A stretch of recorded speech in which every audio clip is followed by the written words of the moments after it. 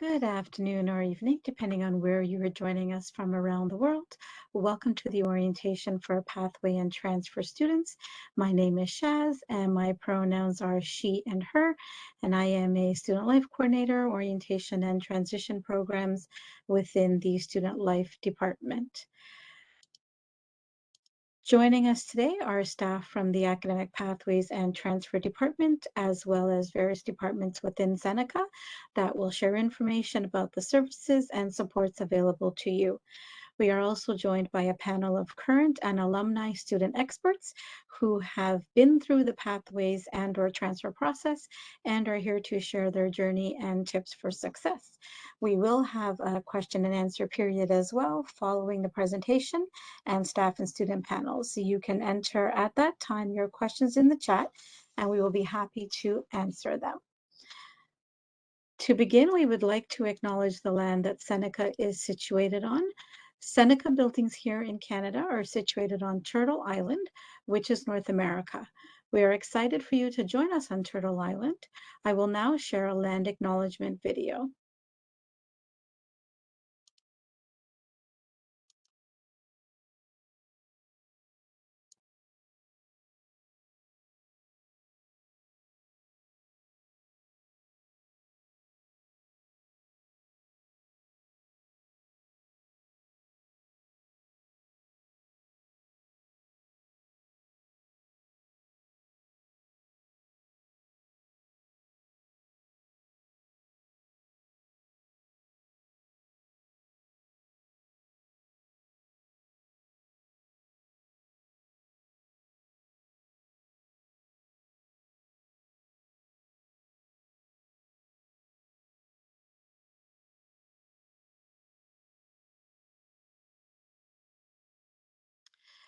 Thank you for watching and recognizing the land that we are on.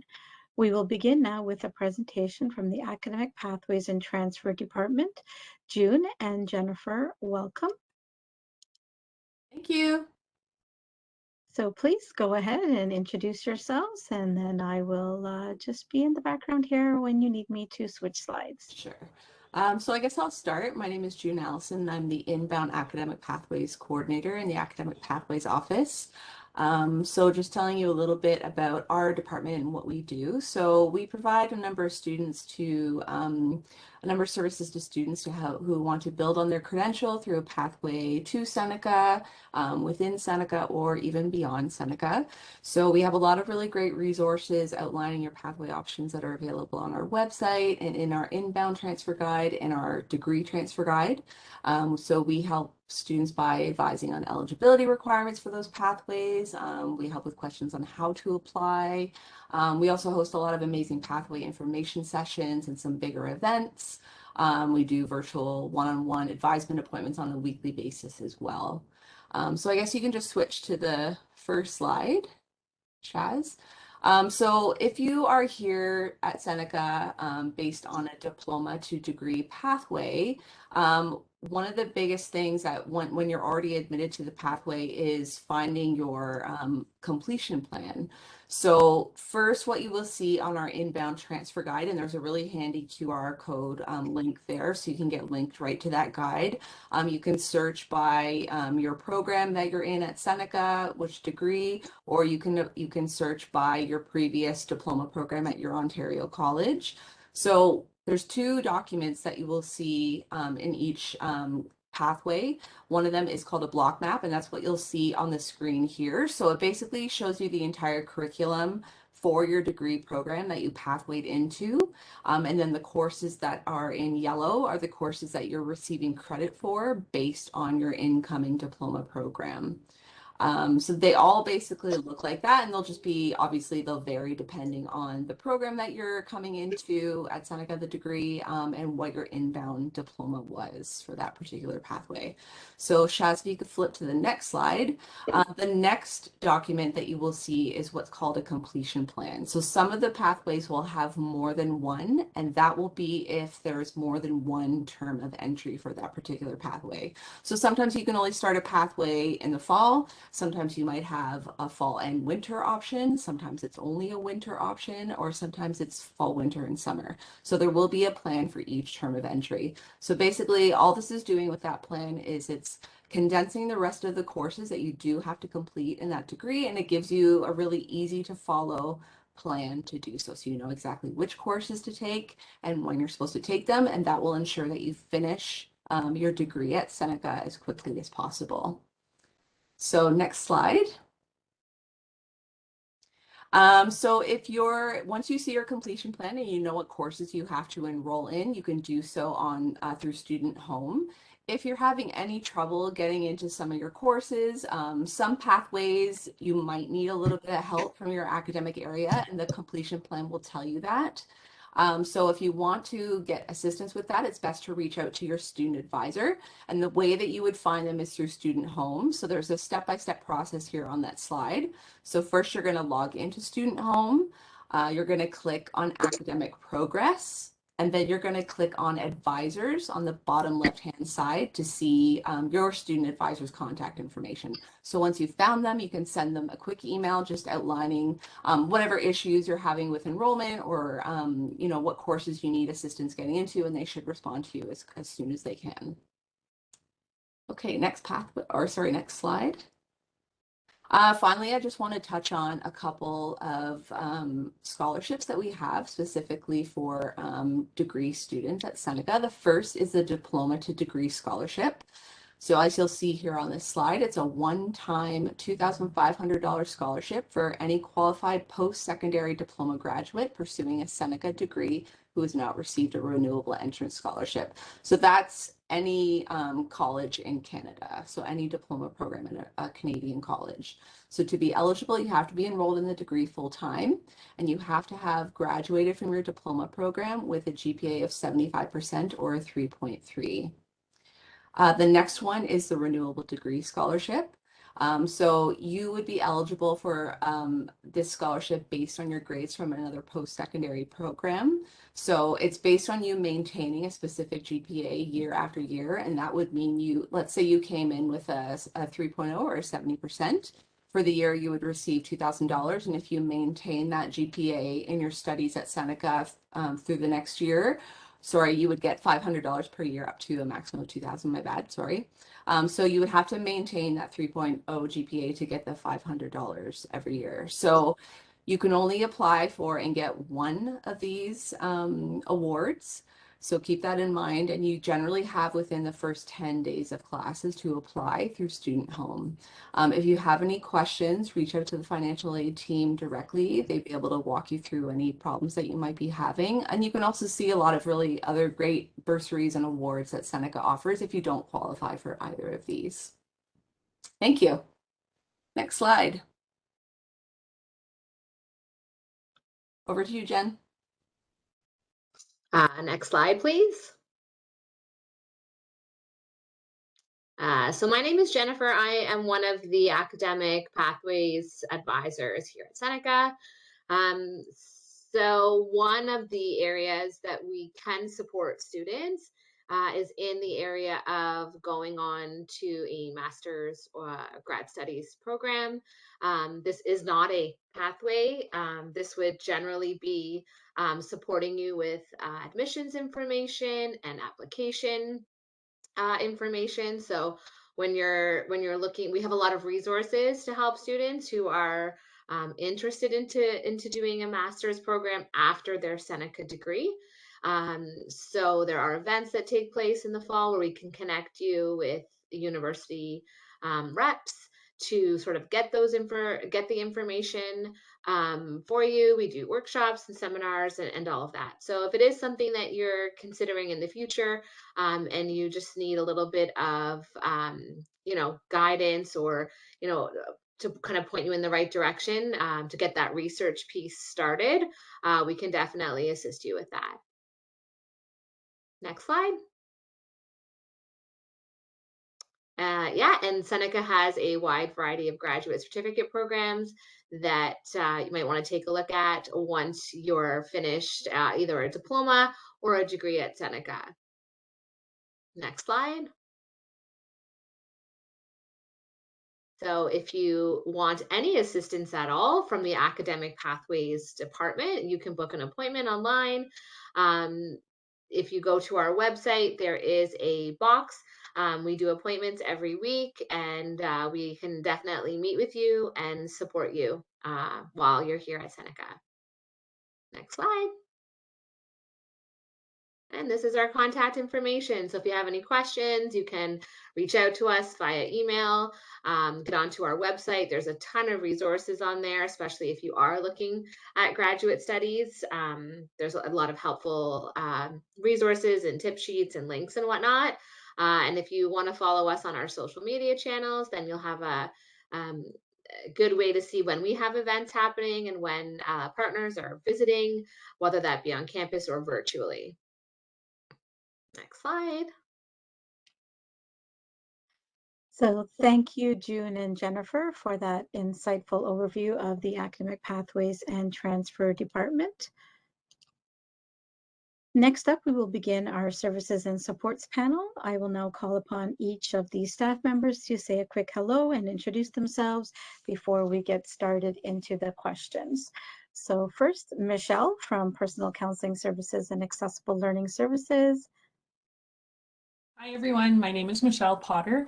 I am the service advisor with Personal Counseling and Accessible Learning Services, like Shaz mentioned, and my pronouns are she and her. And we have Derek Reiner from the Learning Center. Hello, everyone. Hope all of you are having a wonderful week. My name is Derek Reiner, and I am a support officer with the Learning Centers, and my pronouns are he and him. Great of all of you to join us. And Shanna Pearson from Seneca Libraries. Hi everyone, my name is Shauna Pearson. I'm a user services librarian and my pronouns are she and her, and I'm from the library. And last but not least, we have Sepida Delcoon from Seneca Works. Hi everyone. Sorry, for some reason, I don't know why my camera cannot be turned on. Hi, my name is Sepide. I'm from the Seneca Works department. I'm a career strategist and my pronouns are she and her. So thank you everyone for introducing yourselves, and we'll begin with Michelle. So what type of services does the Personal Counseling Services and Accessible Learning Services Department offer? So the main services would be personal counseling and accessible learning services. Personal counseling services is where we provide individual counseling on a one-to-one basis for a variety of personal concerns, such as feelings of loneliness, stress with school-life balance, grief, if you're struggling with mental health, sexual orientation, and relationships. We also offer group counseling led by our trained counselors that take place in a safe and comfortable environment. Some examples could be Peers, which is a social group for students on the autism spectrum, a 2 SLGBTQ+ group. We have yoga and mindfulness workshops, as well as a Ready, Set, Success program, which is a transition program for new students to Seneca. Our personal counselors also provide referral services for some students who require longer-term supports and are usually referred to off-campus community resources. Another service we offer is our accessible learning services. We provide support to students who have disabilities that impact their ability to engage in an academic setting. For example, learning disabilities, mental health, physical disabilities, deaf and hard of hearing, and or blind or low vision, just to name a few. We have learning strategists that can help you learn skills to study smarter, not harder, as well as we have assistive technologists who provide help with assistive technology software and devices for your studies. And to meet with a learning strategist or an assistive technologist, you have to be referred to by a counselor. And what are academic accommodations? So academic accommodation consists of individual arrangements that allow a student with a permanent or temporary disability a fair opportunity to engage in academic activities and fulfill essential course and program requirements. Some can include extra time for tests, extra time for exams or assignments, the use of assistive technology, or class note taking. With documentation that the student provides, our counselors can work with the individual student to identify the accommodation needs so that they can fulfill and fully participate in academic studies. So if a student needed to get their academic accommodations, how does a student determine if they're eligible to get these academic accommodations? I know, sometimes it's a mouthful. So to find out if you're eligible, you'll need to contact the office of the campus that you're registered with and book an appointment with one of our accessible learning services counselors to discuss your options. You'll need to gather information and documentation pertaining to your disability prior to the appointment, so the counselor is able to create an accommodation letter that will list the accommodations that you need to succeed.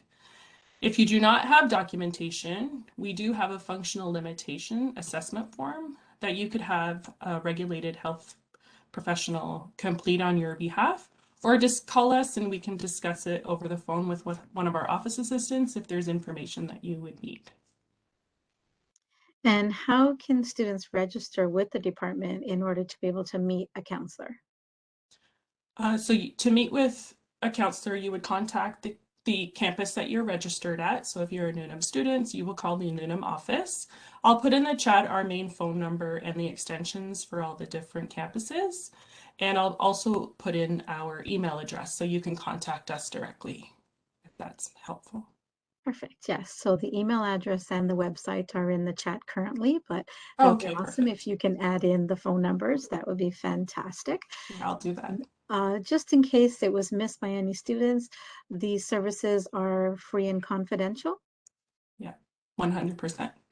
Free and confidential. And you will not be identified with a student with a disability on any of your student records or within our department as well. So thank you, Michelle. I definitely recommend that you take advantage of the services that are available. All the extra help and support is definitely there for you. And Michelle will enter the contact details into the chat for you momentarily. So next, please welcome Derek from the Learning Center. And Derek is on campus today, which is why he is wearing his mask. So I will ask Derek if you definitely can speak up just a tad little bit, just to make sure that we can hear you through the mask, of course, but definitely want to keep everyone's safety in mind as well for those that are around you. So Derek, welcome to the session. And can you please tell us what services does the Learning Center offer?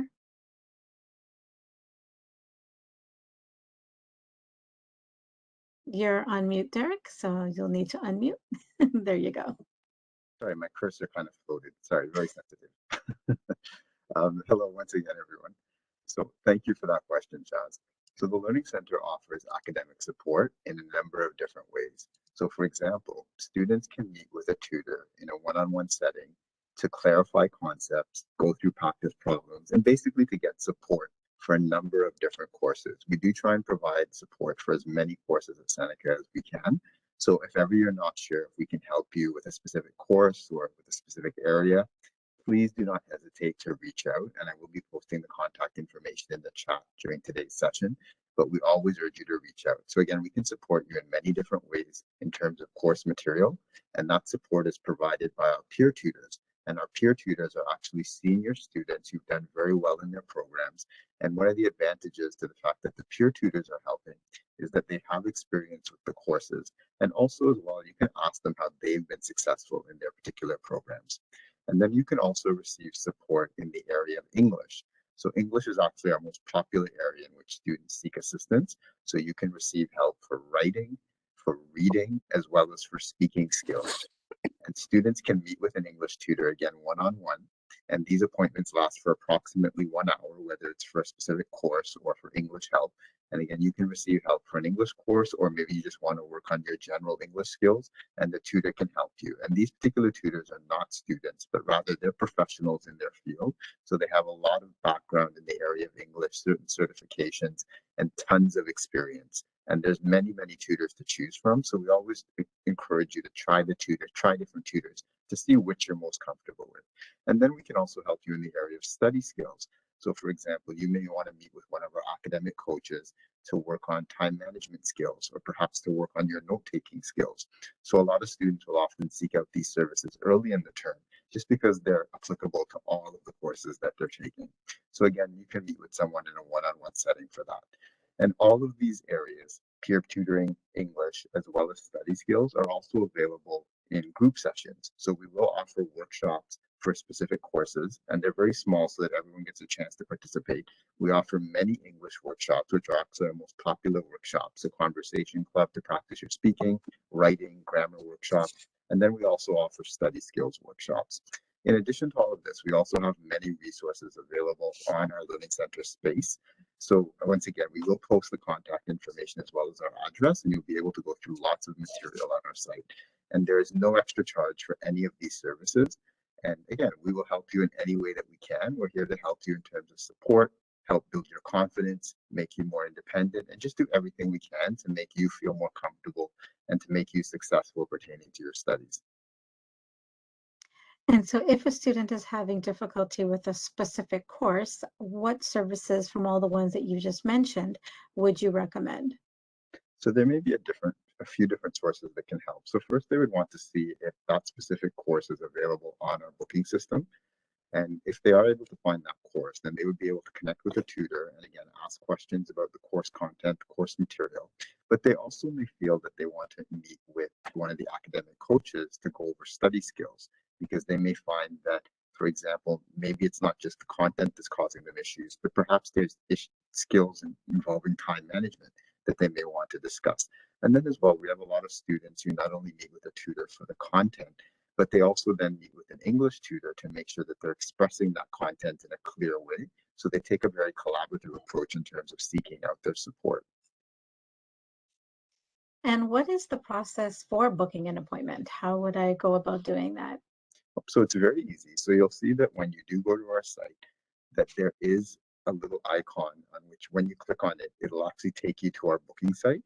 And then you're able to choose the service that you want. So for example, whether it's tutoring for a specific course, English support, study skills support, you can choose that particular area, and then you'll come to a page where you'll see different tutors listed as well as the days and times at which they're available. And you can go through and see which days and times fit your timetable and then decide where you want to book appointments. And you can book up to 3 appointments every week. Again, each appointment lasts for approximately an hour, and you're able to book up to 6 days in advance in terms of the maximum time before an appointment. And in terms of the minimum time, you can book up to 30 minutes before an appointment. So if it's the start at 4, you can book up until 3:30. Awesome. So thank you very much, Derek. And as Derek mentioned, these services are already included in your tuition, so there's no additional costs. So take advantage of the tutoring, supported learning groups, and workshops that are available for you to access. Next, please welcome Shanna to share information about the library and their available services. So awesome. Seneca Libraries has become a predominantly virtual library. What do students need to know about navigating your in-person spaces and collections versus your online collections and services? Yep. So just to let you know, if you're going to be joining us in the summer semester, you'll be happy to know that most of our library spaces at King, Newnham, and Seneca York are open for studying purposes, and that includes our group study rooms. So if you're working as a group and you have 2 or more classmates and you want to work on a group project in a private space, you have access to that on campus in the libraries. Even though our spaces are open, our services and resources remain primarily online, which is amazing because you can access it 24/7. So if you go to Seneca Libraries website, you'll be able to access 95% of our collection, which is online. So if you need books or articles or streaming videos or anything of that sort, you can access that all through our website. And as I mentioned, all of our services and supports are also available online, which I'll kind of tell you a little bit more about today. So what services does the library offer to help degree students with research and citation? Yep. So we certainly have a lot of supports available to all our students, and especially degree students.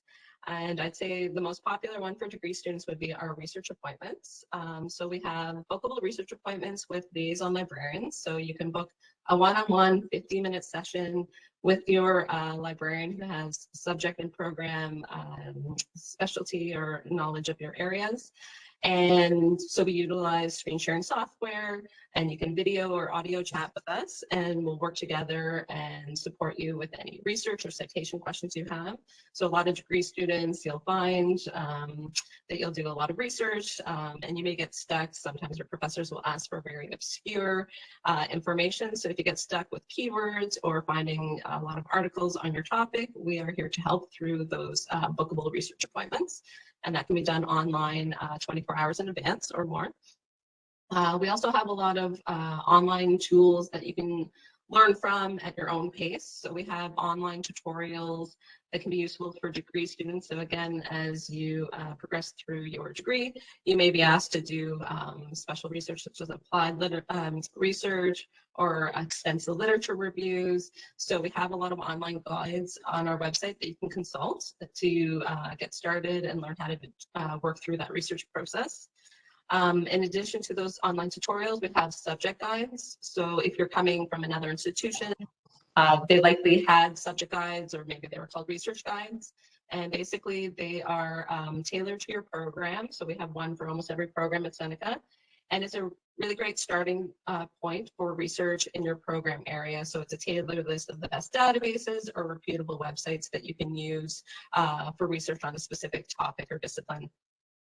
And lastly, so in addition to the research support we provide to degree students, we also support questions around citation. So again, if you're coming from another program, you'll probably be very familiar with citing sources, so giving credit to the information you take from various books or articles.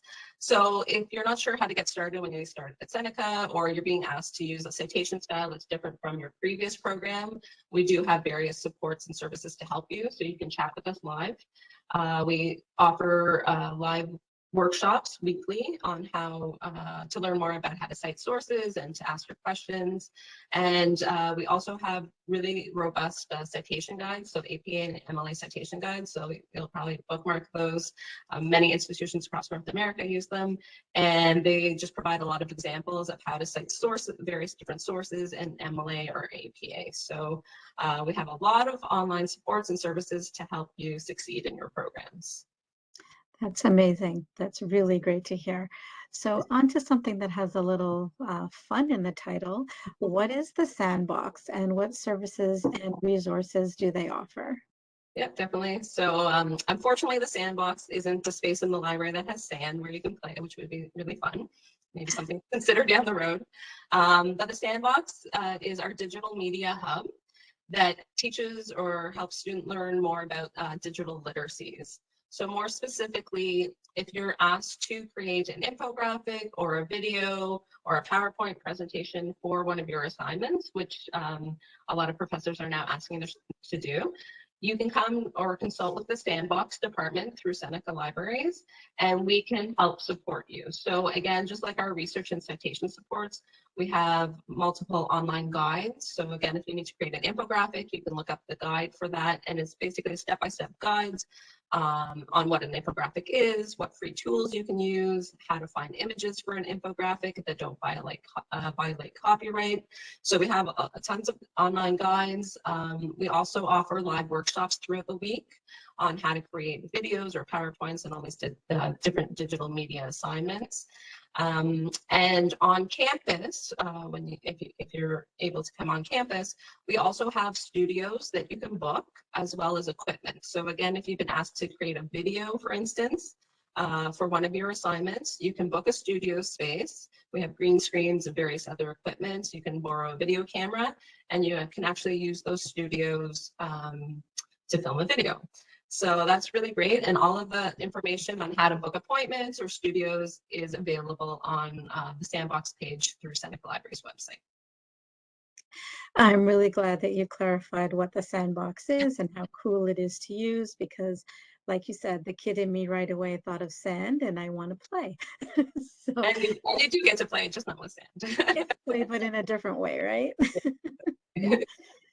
Can you tell us a little bit more about your Ask Us Live chat service? Yeah. So as the name suggests, Ask Us Live is our main chat service where we can support any of your research or citation questions, or even other questions about library sources or college-related questions. So anywhere on our website where you see an Ask Us Live logo in the bottom right corner, you can click on that at any point in time. We're open about 9 a.m. in the morning to 9 at night. Just click on the logo, put in your name and question, and we will answer that instantaneously. We are not robots on the other end. We are live library staff who are very knowledgeable and ready to help you through there. So if you have any questions or you have no idea where to start, just look for that Ask Us Live logo and click on that. And just as part of that service, if it's after hours or you don't want to chat with us for whatever reason, we do have an FAQ knowledge base, which has hundreds of answers to some of your pressing questions. So if it's 2 in the morning and you want to know how to get started and find peer-reviewed scholarly articles, for instance, you can put in your question to the FAQ knowledge base and get answers that way. And the link to the website and the Ask Us Live are posted in the chat. So as you can definitely make note of those links. And we will be also sending out all of the links that we're referencing today to you in an email following the session, probably tomorrow though, not today. And as was mentioned, if you are planning to come on campus, just some things to keep in mind that we do have protocols that are in place that you'll need to follow. You need to be fully vaccinated in order to come on campus, and that means two doses of the vaccine. You do need to wear a mask and upload your vaccination receipt on the Seneca Safe app and have a virtual one card. So I am going to enter some links in the chat with regards to viewing the vaccination policy, as well as how to upload your receipt and get a virtual one card. So thank you again, Shanna, for providing us with that information about the library. And now some of you may be curious, what about after Seneca? What's next? How can I make myself marketable for the job market? Or even how can I find a job? So helping us out with some of that is Sepida from the Seneca Works Department. So please welcome. And Sepida is also on campus as well, as you can see, with her mask on. What is the main reason a student would come to your department? Well, basically, students who are looking for part-time or full-time employment opportunities, they come to us and ask for help.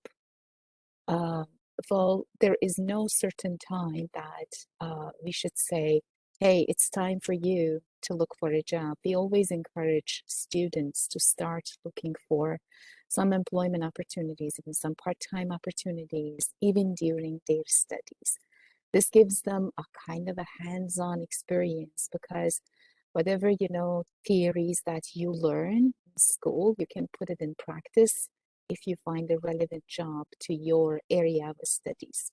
So basically, students come to us if they need help with their, writing a resume, writing a good cover letter, or they have an upcoming job interview. We can help them with that as well. We help students with variety of things with regards to their career planning.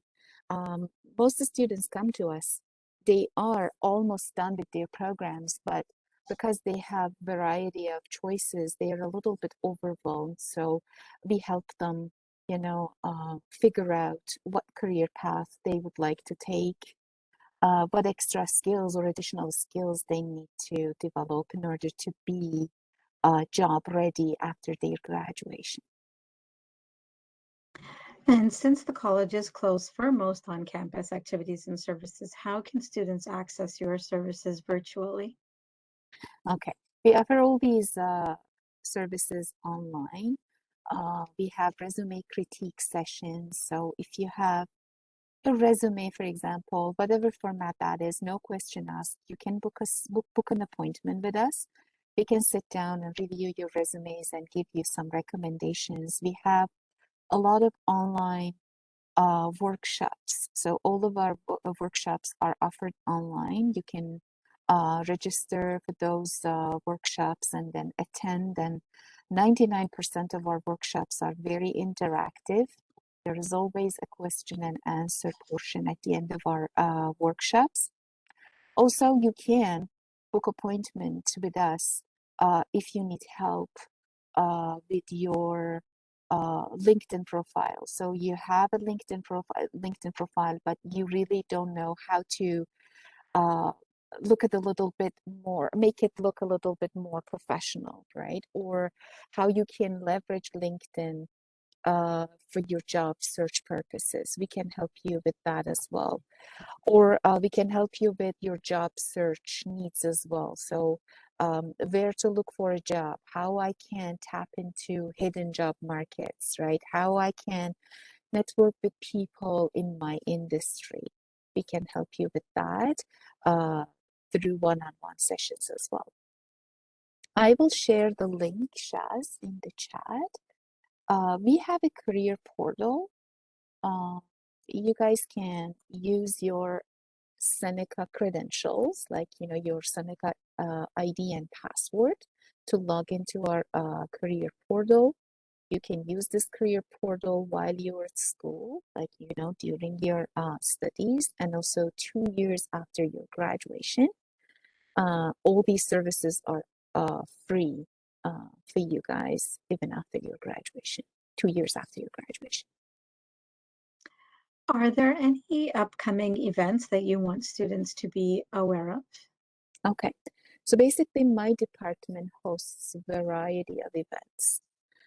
To name a few, I can say, well, every year we have 2 to 3 career fairs. Well, in past, pre-pandemic, we used to have in-person career fairs. During the pandemic, with all these services offered on virtual space, we offer all these career fairs on virtual space, like virtually. So we usually plan, we are at the stage of planning for our this year and next year career fairs. We always send emails to students. So if there is any upcoming event that is, being hosted by my department, we always send students an email and, we give them instructions on how to register. Also, if we are hosting our next career fair will be in fall 2022.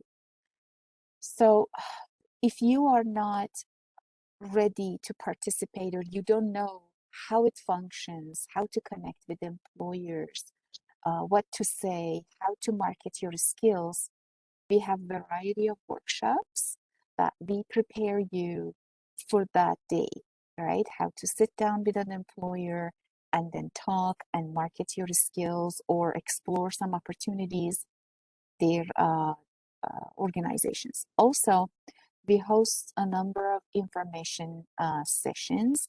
We invite different employers from different industries on campus. It used to be in person, but nowadays it is offered online.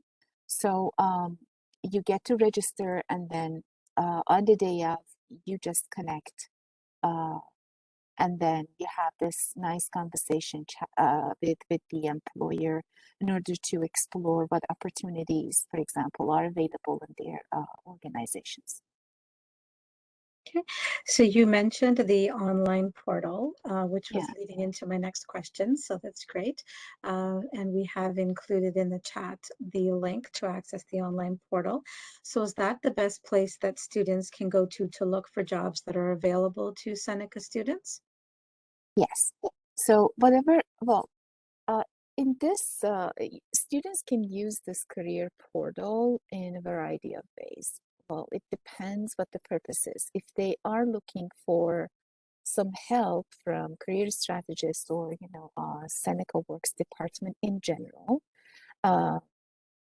they need someone to take a look at their resumes or prepare them for an upcoming interview, they can use this career portal to book an appointment. Or if they want to participate in one of our workshops or information sessions or career fair sessions, again, they can use the same portal. Also, we post a lot of full-time and part-time opportunities. I would say 90% of the opportunities, or even more, like 95% of opportunities are paid opportunities, even while you are studying. Um, and all these employers are being vetted so meticulously and so carefully because we just want to make sure that we are not posting a job opportunity on behalf of some scammers, right? So we make sure that the jobs and all the opportunities are legit and our students, are going to a safe space to work. And we always encourage students, if you feel anything fishy, please reach out to us and report whatever you feel like, well, it doesn't sound right or it doesn't feel right. Mm-hmm. And are the appointments that Seneca Works currently provide virtual, or are any of them in person? They are all virtual for now. Mm-hmm. Well, if there are any changes to this practice, we will definitely communicate it with the students, for sure, college-wide, right? Absolutely. There will definitely be emails that will be sent out to students as we move from opening up more services in person. So definitely keeping an eye out on your Seneca email is a very good resource to learn about all the different services that have been presented here, as well as even more so than what we're providing with you here. So just lastly, how can students contact the Seneca Works department? Okay. So I need to put the email address. Give me a second. We have a department email address, Seneca Works. Yep, I already have that in the chat, so I can just copy and paste it again for you as well. And Okay. you can continue speaking if you'd like. Yeah, sure. Thank you. I was trying to just copy and paste that. Okay, thank you very much. Yeah, so you can send us an email. This is our department email. We monitor this email very, very frequently. So any question that you have, if you have, for example, if you need some help with logging into the system, you don't have access, or you see that your access is kind of interrupted, or you have some technical issues with regards to our career portal, please reach out to us through this email address. Or if you, for example, are looking for a job and you need someone to take a look at your resume and you don't know how to book an appointment through Seneca Works career portal, again, you can send us an email, we can reach out to you, and we can walk you through all those steps. Okay. Just before I let you think you're off the hook and that you get to leave, I was asked a question privately. So I'll just ask it to you here now while I have you. How do students keep track of events that are organized by Seneca Works? Is there a place where they can register to receive notifications, or is it just through the emails that are get sent college-wide? Okay. There's two ways. Students can keep an eye out on our calendar, on Seneca Works career portal calendar. They can take a look. They can keep monitoring that calendar. Another way is that whatever event that we plan, we always send out a mass email to Seneca students, right? So just keep monitoring your emails as well. And then don't ignore any email that you receive. Please take a look, because we always communicate our events through emails to students. Perfect. Thank you very much, Sepide. My pleasure. Before we move on to the student panel, there was a question with regards to the virtual one card, so I'll just answer that right now for everyone. So you could use a physical one card if you already have it. If you don't already have a physical one card, then that's where you'll need to get the virtual one card, because the one card offices currently are not open for you to go in and have a photo taken out and get your physical one card. So if you already have one, then yes, Brian, you can use your physical one card, but if not, then you would need to get the virtual one card. Okay, so I hope that answers your question there for you, Brian. Now I would like to move to the student panel, who I'm sure you've eagerly been waiting on, to have them share their journey with you on how they transferred to Seneca, whether it was from a Seneca diploma to a Seneca degree or a Seneca diploma to somewhere external. We do have a lot of experience that will be shared with you today, and we're very excited to have all of the student panel members here. So the first question I'm going to have is for everyone on the panel, if they could please introduce themselves and why did they decide to pursue another education credential. So I'm not going to play any favorites. I'm going to go in alphabetical order. So that brings Adebola up first.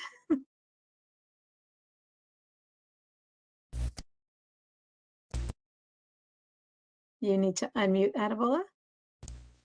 There we go. Okay. Yeah, good afternoon, everyone. My name is Adebola Adefuyi.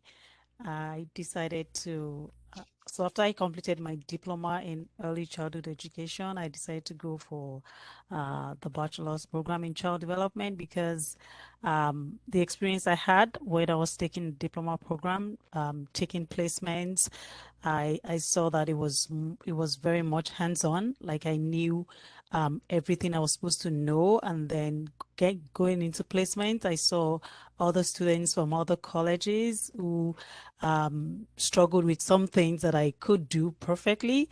So I also spoke to some people who had done degree program in other schools and who had done at Seneca. I kind of compared the two, and I saw that it will be a great advantage for me to take my degree program at Seneca. So that was why I decided to continue through the pathways. Yes. And next up we have Aiden. Yeah, like for me, I made in D'Souza, by the way. So for me, I graduated from three different programs before. So a diploma, a certificate, and a graduate certificate, all from the School of Public Safety. So I knew that I had a lot of like transfer credits that I can use towards degree.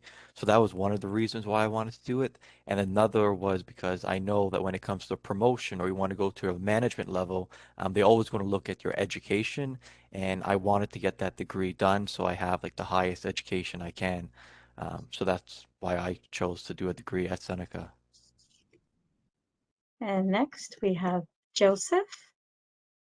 Hi everyone, my name is Joseph, and my pronouns are he and him and his, and I graduated from Seneca's business diploma last year, and I'm currently in my semester of the international business degree. And I pursued the degree because I wanted to build upon the foundation that I created within the business diploma. It was a very general diploma that gave me access to lots of great parts of business and found what interests me. So finding that interest within international business has really helped me pursue my goals and want to pursue my studies further within the degree. And last but not least, we have Shayna. Hi, so I'm Shayna, and I had finished a TR diploma, so recreation therapy diploma at Canadore College.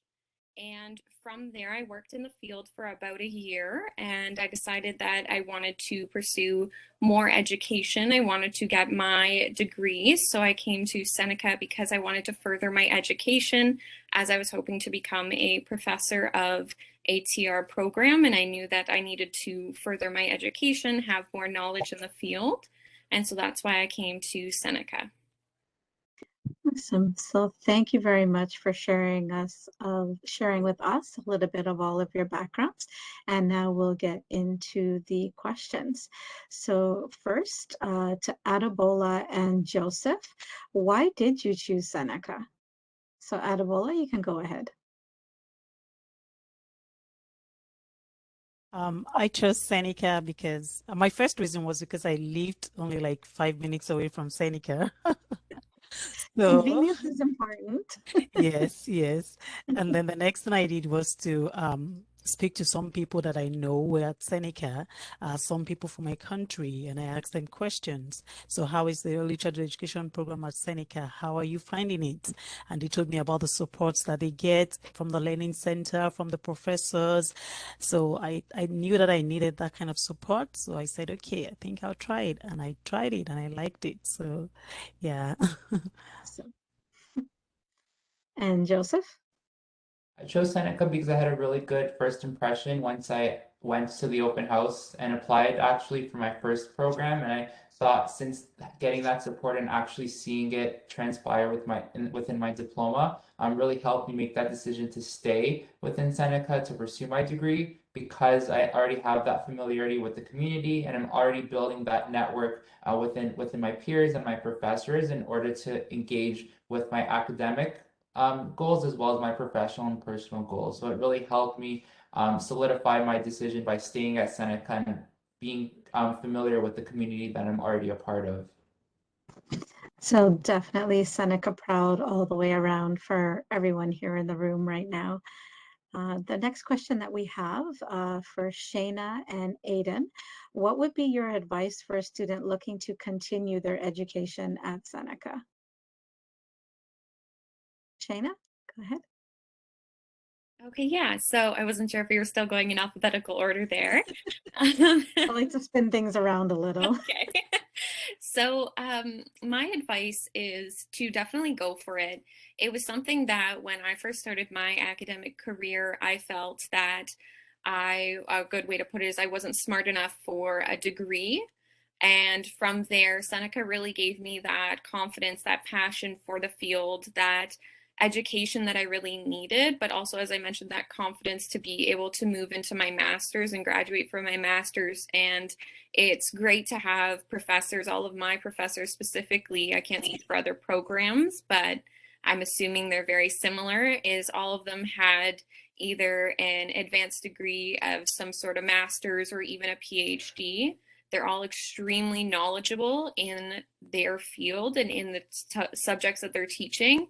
It's a very good structured program for all of the different Seneca programs that I've heard of. And so it's a really great place to be at. And Aiden?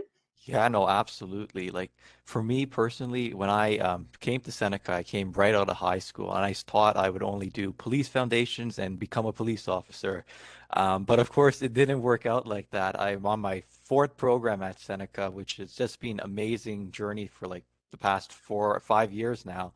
I've gotten to meet so many people from professors to classmates to Seneca employees. I ended up getting a job at Seneca right out of high school, and I continued all the way down.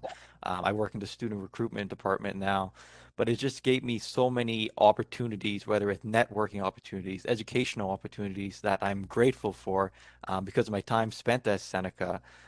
So I'm really grateful that I did continue on my education while I'm still young. Well, young, yeah, 22, but so I still have the ability to learn actively now. Excellent. Yes, you are young. That's all I'm going to say. We're not having the age discussion right now. But yes, it's fantastic that you do have this stepping stone that you started with Seneca, both of you, and are continuing in your path. And it all began with us. So we'll take full credit for all your hard work. Um, why did you decide to continue your degree at Seneca after graduating from a diploma program? We'll start with Joseph and then Aiden. I kind of talked about this before, but it really just helps build upon that learning experience that I had because with the 2-year diploma, I didn't really get the experience of a co-op or work integrated learning placement. So it really helps me build upon the theoretical knowledge I learned and have that potential co-op opportunity within my degree. And also with the familiarity aspect, because I'm already a Seneca student, I'm already used to those small class sizes. It was really nice to just continuing that in a new program and being able to receive my credential and still use my diploma to apply to other positions as well, and also use my diploma to engage with my academic success within my degree. So the diploma really helped me build that foundation within my study habits, within how I study, within the material that I learned, and just use that to further pursue my degree. And Aidan? Yeah, like the same for me. I wanted that work integrated learning experience. The co-op, the three programs I did before didn't have that work co-op experience. So by having that, it gave me a little extra, I guess, boost to put on my resume, showing that I've completed something while still in school. So that was one of the reasons. And the other, again, is the transfer credits. Like if you're coming from a diploma to a degree, you're definitely going to get a lot of transfer credits to help you reduce your time. So right now it's only going to take me around a year and a half to finish my degree, rather than, 2, 3 years. So I'm really grateful for that as well. Awesome. And so the next question that we have, uh, how was the transition from a diploma program to a degree in terms of your academic expectations and community involvement on campus? Because I know Aidan and Adebola, you were very active on campus. So if you could provide some information with regards to how you felt the transition was for you both. You can go ahead, Adebola. Yes, so for me, the transition in terms of academics was a little, it wasn't difficult. The only thing was that the expectations in terms of writing was a lot higher for the degree program. And the only thing I did was my first semester in the degree program, I made sure that I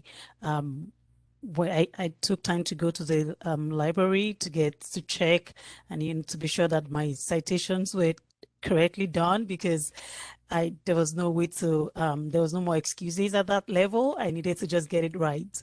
So and I got that support from the library. So I would say it was the writing that I kind of struggled a little bit with, but it was only in my first semester and I got it right, and it went well all through my degree program. In terms of community development, uh, when I was taking the diploma program, I was really interested in community work, but I couldn't do much because my diploma was for 2 years.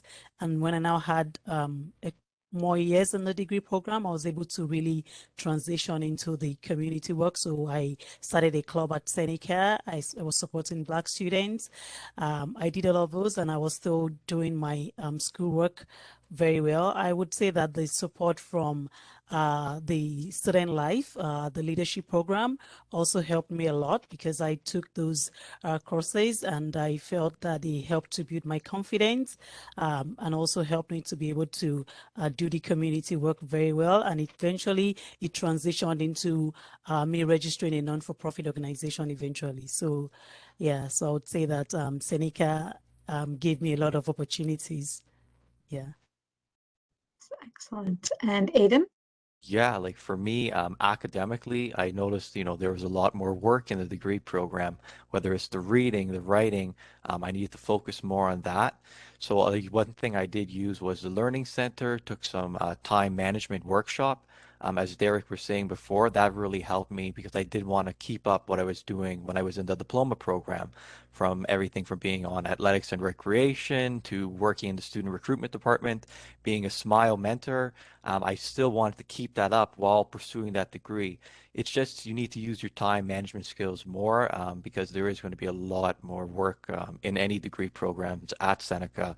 But it did help me, like overall. I'm so glad that I continued to keep up the community involvement while pursuing a degree.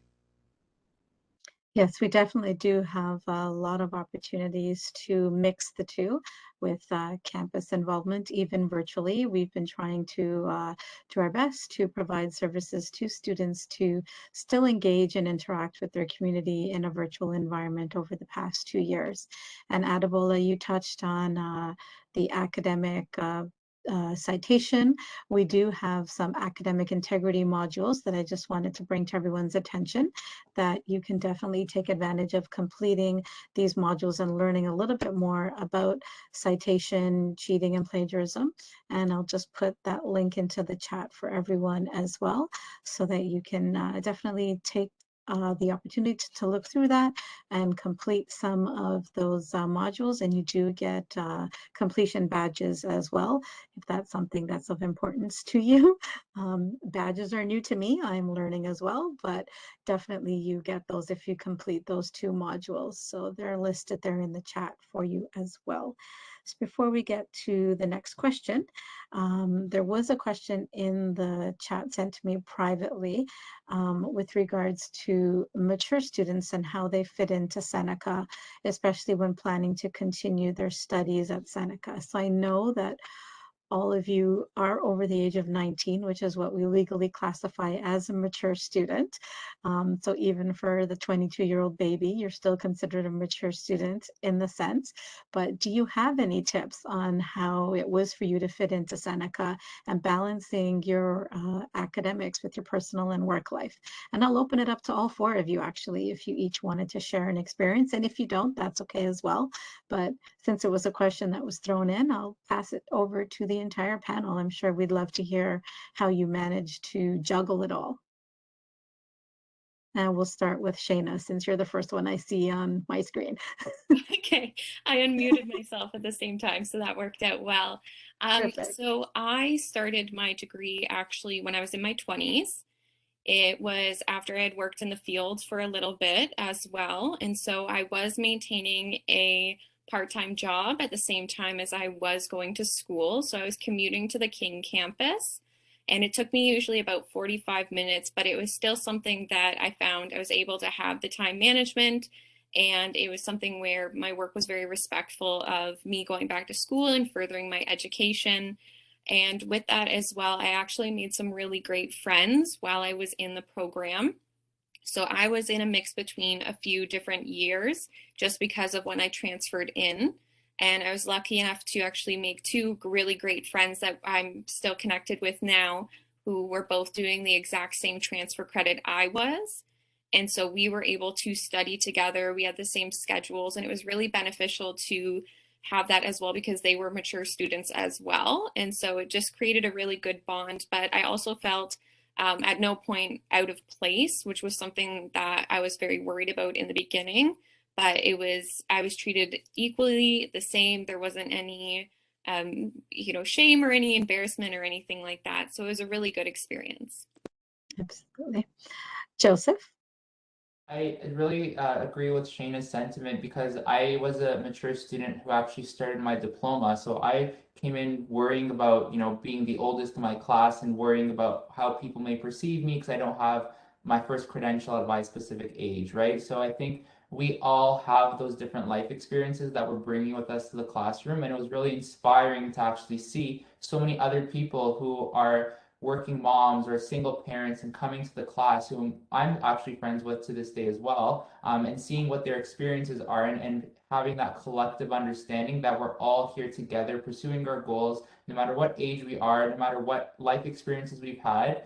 This may have been a second chance to some people. This may have been their first chance to pursue post-secondary. So it really was enlightening to see so many diverse age groups happening with regards to students and as well as within the Seneca community. And just again, echoing what Shayna said, our professors are there to help us and they weren't really discriminating against age. Actually, having the diverse age really helps them better support us because they need to know how to support different people that may not have experiences in using technology or different aspects, especially now in an online world. I know for myself that I never knew how to share my screen until I started using Zoom every single day. So I used to share my actual screen, right? So it's just things like that that really help us prepare to succeed, but also incorporate the diversity of age that Seneca has. And I know that we actually did a census recently, and a majority of the students at Seneca now are not the typical, direct from high school or maybe 17 or 18. So it really just goes to show that we are encompassing that diverse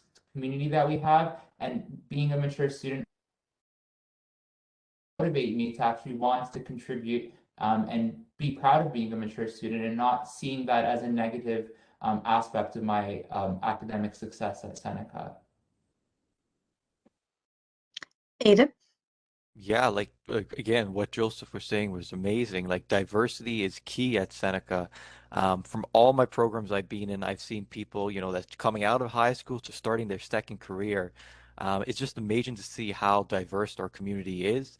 And you do get treated equally because the professors know that people are coming from different backgrounds. The support staff, whether it's the academic areas, the libraries, learning centers, they all know that everyone that comes to Seneca has a different path, and they're really here to support you in your academic journey and in your career. For me personally, like I always felt supportive. I came in to a degree program at like 22, but I wasn't the youngest person in the class, but I wasn't the oldest either. It was a mixture of students, and it really made me feel like welcome and that I can accomplish getting that degree. Adebola? Yeah, so for me, I started Seneca as a mom of two, and I completed my program as a mom of three. So, but the thing about my program, the early childhood education program, is that there's a lot of moms in the program. So we all kind of support each other. So when you're not in class, there's someone telling you what you've missed. And when I started, I remember my first time, my first semester at Seneca, I was also working at the Seneca Lab School Childcare Center. So I would take my classes in the morning, and when I finish at 2, I'll go to start my shift from 3 to 5 p.m. So, and then when I get home, it's on my children. So most of the time I was doing my studying at night, at midnight, sorry. When my children go to bed is when I study. So that may not work for everyone, but that was how I was able to plan my schedule, and that was what helped me. But overall, the professors are always very supportive. They're always like, if you're not understanding anything properly, they're willing to stay after class to provide or to explain to you what you're missing. So the professors, I would say, were my best support system at Seneca as a mother of three children. So overall, what I've heard from all four of you is that you had a lot of support, whether it was from your fellow classmates or your professors. So that's really great to hear and great to know for our students that are joining us from all age groups and backgrounds, that the support is there, regardless of whether it's your first credential, second, third, fourth, fifth. Aiden, are you going to go to 10? Maybe. Maybe, maybe, we'll see. Um, I don't think I asked this question. I got sidetracked with the mature student question, but if I did, just let me know. And we can skip it and go to the last question, but I don't think I did ask it yet. What are some tips or suggestions that you have for someone thinking about pursuing another credential? I'll start with Shayna and then Joseph. Okay, I so didn't ask you it yet, didn't right? ask this question, Okay, no. good. I was like, did I or didn't I? No, so you didn't ask it yet. So what I did was I wanted to gather as much information as possible, whether it was for my degree or my master's. I felt like a collector of information. I asked a lot of questions. And one of the first things I did was actually contact the program coordinator of both programs that I've been in. And I asked, what is this program about? What is it offering? How is this going to benefit me? What is it like for balancing? Would I be able to have a job during this time? All of that. And then I went to the open house as well, where I was able to meet all of the professors at Seneca, which was absolutely amazing because that is where it really sold me that that's where I wanted to go for my education, because I met all of the professors, or most of the professors, I should say, and just that welcoming environment, the knowledge that they bring just really sold it for me. And then also making sure as well that you're speaking with the academic department about any transfer credits. I know that was mentioned earlier. You can get a lot of transfer credits. So making sure that you do ask, because there was a few transfer credits that I got afterwards that I just had to apply for outside of my initial admissions. And then as well, I also applied for PLAs, which is prior learning assessments. And I used that for my placements as well as my co-op, as I was working in the field at the time. And so I had enough experience that I was able to say that I had prior learning so that I was able to complete my degree in a shorter amount of time. So that's definitely my tips or suggestions for any credential that you're looking to further go to. And Joseph?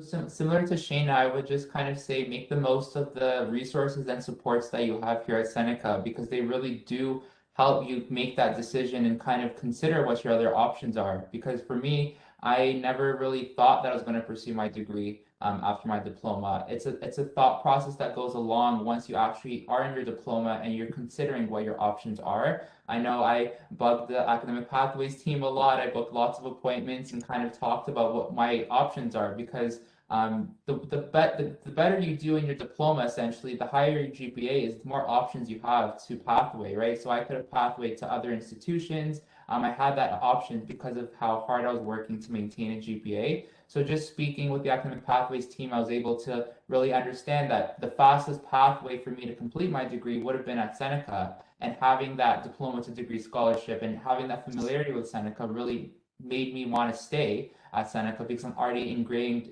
within the community, and also using the supports that and events that we have. So I'm in the process of researching potential master's opportunities as well. So when we have those graduate study expos that the Pathways team hosts, where we actually have universities come speak to us virtually, of course, you develop those connections with those representatives from those universities, and they actually start those conversations early. So right now, because I'm in my third year, I can't really apply yet because I need to finish my fourth year to be able to apply for master's, but I've actually connected with people from McMaster after they've done a presentation at Seneca, and they still remember me, and that we're always kind of communicating and keeping up to date with how my application is going to go, starting that discussion of what is my focus going to be, and kind of developing that information and research process. So really make the most of the events that are taking place. Always check the events calendar or what's happening on the academic pathways calendar for sure, because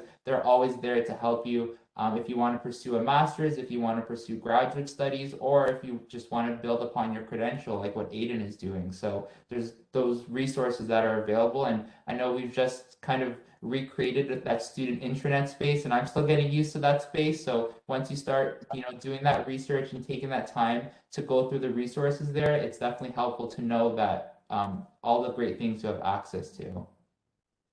It's interesting that you say bug the Pathways team. I can't speak on their behalf, but I'm sure they don't necessarily consider it as a bug, more as a yay, students are interested and definitely want to take the next steps and move from that diploma to a degree, or a diploma to a degree at another institution. And definitely, they'll be open to being bugged all the time then, because that means that students are interested in furthering their education, whether it is with us at Seneca or somewhere else. So thank you both, Shayna and Joseph, for those wonderful pieces of advice that you gave. And speaking of advice, so the last question I have is for all of you. If you can give one piece of advice to students attending this orientation, what would it be? Aiden? Yeah, absolutely. One piece of advice that I would give like all students is don't be afraid to ask questions. As you can see from this whole panel today, from all our support sources, there's a lot of resources that are here to help you. And all you have to do is ask that question. Even if you're asking in the wrong department, the staff at Seneca will point you in the right direction to get the help you need.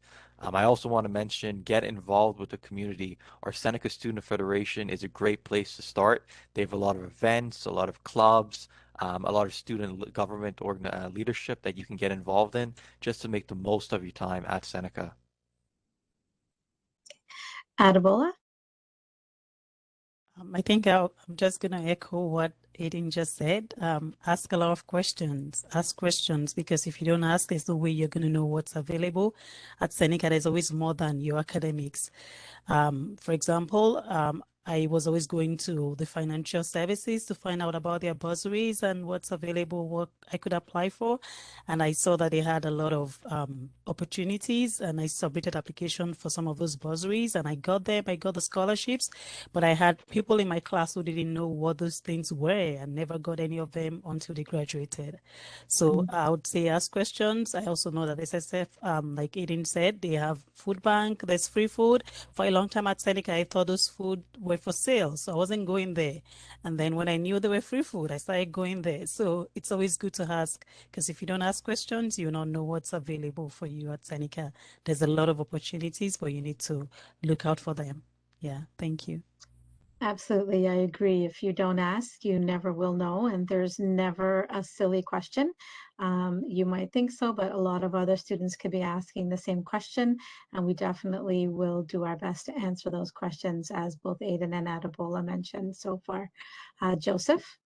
So similar to what my colleague's saying here, I would just say live in the moment and kind of make the most of your journey here at Seneca and your academic experience because for some people it may be short, for some people it may be long. So you just want to make the most of your experience by living in the moment, creating that relationship with your classmates, with your professors, and also with the academic supports and the clubs that we have on campus because a lot of those clubs can be related to your program. So it will only enhance your learning and you develop those relationships with classmates that you can build upon to this day, like Shayna and the friends that she's created. So just live in the moment and make the most of your experience here, whether that be virtually or in person. And when you're looking at the list of student clubs, and if you see that there isn't one there that meets your interests, you definitely can start one yourself. So you can reach out to the Seneca Student Federation, and I'll put their website in the chat for you as well at www.ssfinc.ca, and you can access all of the different clubs that they have available. And like I said, if there isn't one that you see there that piques your interest, you definitely can start your own, and they're very easy to do as well. And Shayna? So, my piece of advice would be to have faith and confidence in yourself because you are here for a reason. And it's something that I definitely lacked myself for quite some time, especially in my academic journey. And I think it's very important that you have that faith, you have that understanding that you are here for a reason, you deserve to be here, and to just, as mentioned, embrace, ask questions because you are meant to be here, and just make sure you have that faith and that confidence in yourself. Excellent. I would second that motion for sure. Absolutely, having faith and confidence in yourself is very, very important for your own personal success and for those around you, because your confidence will portray to the others as well that are within your class and your group projects and everywhere, basically everywhere. So that's great advice. Thank you. Thank you again to our students and alumni panelists for sharing your inspirational and motivating thoughts and journey with us. We do appreciate you taking time out of your busy schedules to ease some of the concerns of our students that they have and also to answer their questions. So at this time, we'll now move into the formal question and answer period. I know that we've been addressing some questions directly to the student panel, but now we'll take some more questions from the students that are here. So please feel free to enter your questions into the chat and we'll do our best to answer your questions. I did see one question that was sent to me in the chat, and I'll open it up to either June or Jen if you can answer this question. Does the degree transfer scholarship use the cumulative GPA or the program GPA? They're going to be using your your GPA when you graduated. So each institution kind of does it a little bit different. If it's at Seneca, it would be your graduating GPA. So Thank you that's very going to much. be based on the entire program and all the courses required in your program, what your final GPA. So it's not like your final year or your final term, it's overall. Perfect. So I'll just give it a little bit of time for students to enter any questions that they have into the chat.